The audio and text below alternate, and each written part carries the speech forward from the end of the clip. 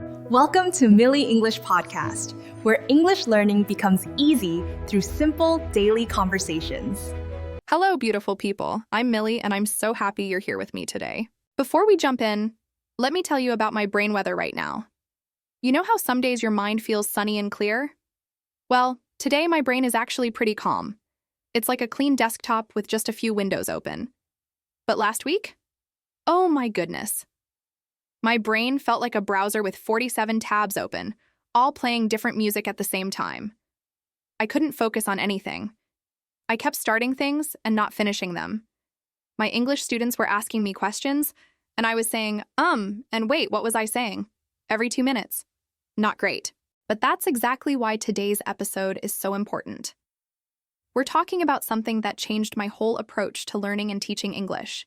And it's perfect timing because we're in 2026, and many of you probably made New Year promises to finally get fluent in English. Am I right? Now, I want to be very clear about something. This is a B1 level episode. That means the English is simple and natural. You don't need to understand every single word. Just relax and let the English wash over you like warm water. If you catch 60 or 70%, that's perfect. That's actually how your brain learns best. Not by stopping and translating every word, but by just listening and feeling the rhythm of the language. Today, we're going to talk about my 90-day English breakthrough plan. This isn't about studying grammar for 5 hours every day. It's not about memorizing 1,000 words from a list. It's about small, doable things that actually work. Things you can do even when you're tired, even when you're busy, even when your brain feels like that messy browser I mentioned. So grab your tea or coffee, get comfortable, and let's start this journey together. I'm going to share some personal stories, some mistakes I made, and the exact system that helped me, and my students, go from feeling stuck to actually making real progress. Are you ready? Let's go. Let me take you back to March 2024. I was teaching English online, helping students just like you. And on the surface, everything looked fine. But inside, I was completely frazzled. Do you know this word, frazzled? It means extremely tired and stressed, like a phone battery that's at 3% and keeps dying. Here's what my typical day looked like. I would wake up and immediately check my phone, messages from students, emails, notifications. Before my feet even touched the floor, my brain was already overloaded. Then I would rush through breakfast while watching English teaching videos on YouTube, trying to find new ideas. Then I'd teach classes back-to-back for 6 hours. After that, I'd feel guilty because I hadn't posted on social media, so I'd spend 2 hours trying to create perfect content. By evening, I was so exhausted I would just scroll through my phone like a zombie. And the worst part? I wasn't actually improving my own skills. I was on autopilot. You know when you drive the same route every day and suddenly you arrive home but you don't remember the drive? That was me with English teaching. I was doing the same lessons, saying the same things, but not growing. My students were stuck too. They would say things like, "Millie, I watch English videos every day, but I still can't speak." Or, "I know a lot of words, but they don't come out when I need them." I felt terrible because I was giving them more content, more videos, more vocabulary lists, more grammar explanations, but that wasn't the problem. The problem was mental clutter. Imagine your mind is like a camera lens.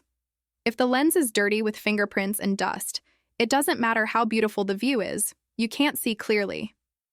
That's what happens when we're overloaded. We consume and consume and consume, but nothing actually sticks because our brain is too full to process anything. I remember one specific moment. I was sitting at my desk after teaching 8 classes in one day. A student had asked me a simple question. How can I actually remember the words I learn? And I gave her the usual advice. Make flashcards, review them every day, use spaced repetition. But then I looked at my own desk. I had 17 notebooks, all started but never finished. I had apps on my phone I'd used once. I had bookmarks for learning resources I would never open again. I felt like a fraud. How could I teach people to learn English when I couldn't even manage my own learning and teaching life? That's when I realized something had to change. I couldn't keep doing this. I couldn't keep spinning my wheels and going nowhere. I needed a line in the sand, a completely new approach. Not more content, but more clarity. Not more tools, but more focus. That night, I couldn't sleep. My mind was racing with thoughts like, am I even a good teacher? Why can't I figure this out? Everyone else seems to have it together. But then around 2 in the morning, something shifted. I thought, what if the problem isn't that I'm not doing enough? What if the problem is that I'm doing too much? That one question changed everything. And it's the same question I want you to ask yourself about your English learning. My wake-up call came the next morning. I woke up after 3 hours of sleep, looked in the mirror, and barely recognized myself. I looked exhausted. My eyes had dark circles. I felt like I was carrying a heavy backpack full of rocks everywhere I went.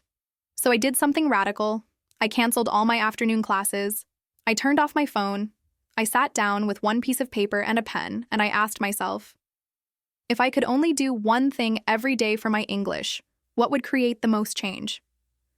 Not 10 things, not a perfect routine, just one thing. The answer surprised me.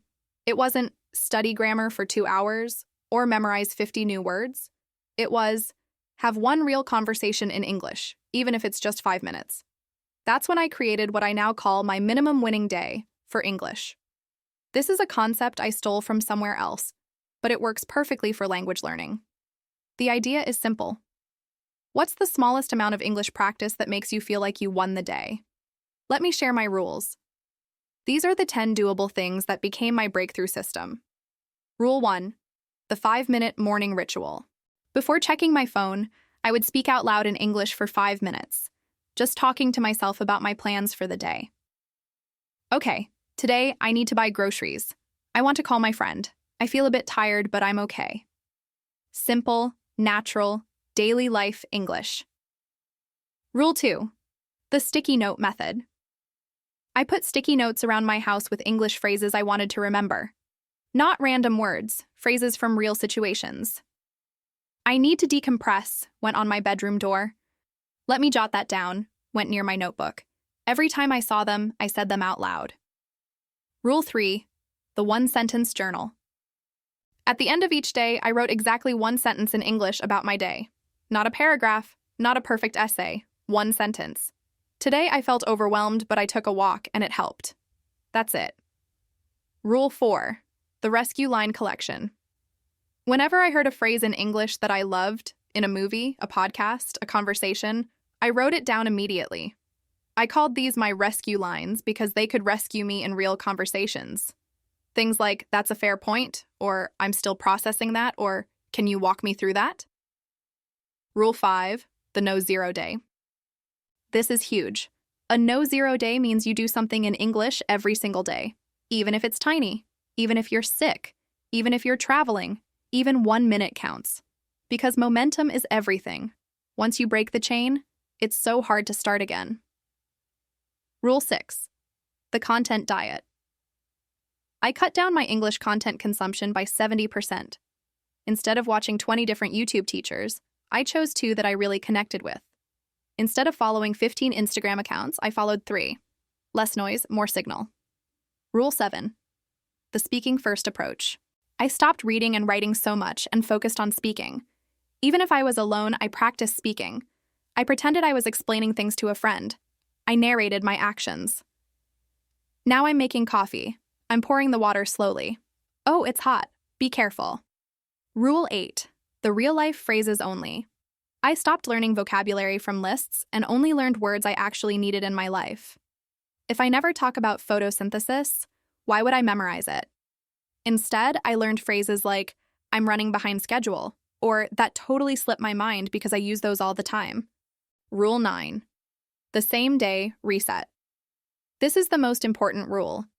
If I missed a day or messed up, I didn't wait until Monday to start again. I didn't say, I'll start fresh next month. I hit the reset button the same day. If I forgot to practice in the morning, I did it at lunch. If I forgot at lunch, I did it before bed. No waiting. Rule 10. The celebration tracker. Every day I did my minimum winning day, I put a check mark on my calendar. Not because I'm a child who needs stickers, but because seeing that chain of check marks grow gave me evidence that I was changing. Our brains need to see progress, even tiny progress. Here's what happened. In the first week, I was skeptical. I thought, this is too simple. How can 5 minutes a day change anything? But by week 2, something amazing happened. I noticed I was using phrases naturally that I'd written on sticky notes. By week 4, I was speaking more confidently in my classes. By day 90, I had practiced English for 90 days straight, something I had never done before. And my students? When I started teaching them this system, they had the same breakthroughs. The key wasn't doing more. It was doing less, but doing it every single day without exception. Consistency beats intensity every single time. Now, I'm not going to lie to you and say everything was perfect. Life has potholes. You know potholes? They're those annoying holes in the road that damage your car. Life is full of them. In week 5, I got sick with a bad cold. I barely had energy to get out of bed. My 5-minute morning ritual didn't happen. My speaking practice? Nope. I felt like I was failing already. But then I remembered Rule 9, the same day reset. So even though I was in bed, I opened my phone voice recorder and spoke one sentence in English. I'm sick today and I feel terrible, but I'm still showing up. That was it. 15 seconds. But I didn't break my chain. In week 7, I had a family emergency and had to travel suddenly. My whole routine was destroyed. But on the plane, I wrote my one-sentence journal on my phone notes. Today was chaotic and scary, but I'm grateful to be with family. Here's what I learned. You will slip up. You will have bad days. You will forget. You will feel too tired. That's not failure. That's being human. The difference between people who succeed and people who quit is not that successful people never fall. It's that they fall and get back up the same day. Think of it like this. Imagine you're trying to eat healthier. You have a great week of salads and fruit. Then Friday night comes, and you eat an entire pizza and ice cream. Now you have 2 choices. Choice 1, feel guilty, decide you're terrible at healthy eating, and give up completely. Choice 2, say, okay, that happened. Tomorrow morning I'm having a healthy breakfast and moving on. English learning is exactly the same. You miss a day? Hit the reset button. You had a conversation and made 10 mistakes? That's data, not failure. You watched TV in your native language instead of English? It's okay. Tomorrow you'll watch something in English. The quick restart is everything. Don't wait for Monday. Don't wait for next month. Don't wait for when life calms down, because life never fully calms down. Just restart right now, in this moment. Okay, my friends, it's time for our calm word tour so these phrases can stay in your English. I'm going to take 12 expressions we use today and explain them simply with examples. Just listen and let them sink in. 1. Frazzled. This means extremely tired and stressed. Example. After working 10 hours, I felt completely frazzled. Example. My mom looks frazzled because she's planning 3 events this week. 2. Overloaded. Too much of something, too full. Example. My schedule is overloaded with meetings. Example. I feel overloaded with information after that long conference. 3. On autopilot. Doing something without really thinking, like a robot. Example. I was so tired I drove home on autopilot. Example. She's been on autopilot at work lately, just going through the motions. 4. Mental clutter. Too many thoughts and worries in your mind, like a messy room. Example. I have so much mental clutter I can't focus. Example. Meditation helps me clear mental clutter. 5. Line in the sand. The moment you decide something must change, a boundary. Example. I drew a line in the sand and quit my toxic job. Example. That argument was my line in the sand. I won't accept being treated that way. 6. Doable, possible to do, realistic, achievable. Example. 5 minutes of practice is doable even on busy days. Example. This goal seems doable if we work together. 7. Momentum. The energy and progress you build when you keep going. Example. After 3 weeks, I had real momentum with my running. Example. Don't break your momentum, keep going. 8. Decompress. To relax and let go of stress. Example. After work, I need 30 minutes to decompress. Example. I decompress by watching funny videos. 9. Jot down to write something quickly. Example. Let me jot down your phone number. Example. I always jot down new words in my notebook. 10. Slipped my mind. Forgot something accidentally. Example, I'm sorry I missed your call. It totally slipped my mind. Example, the meeting slipped my mind because I was so busy. 11. Running behind schedule. Late, not on time. Example, sorry I'm running behind schedule. I'll be there in 10 minutes.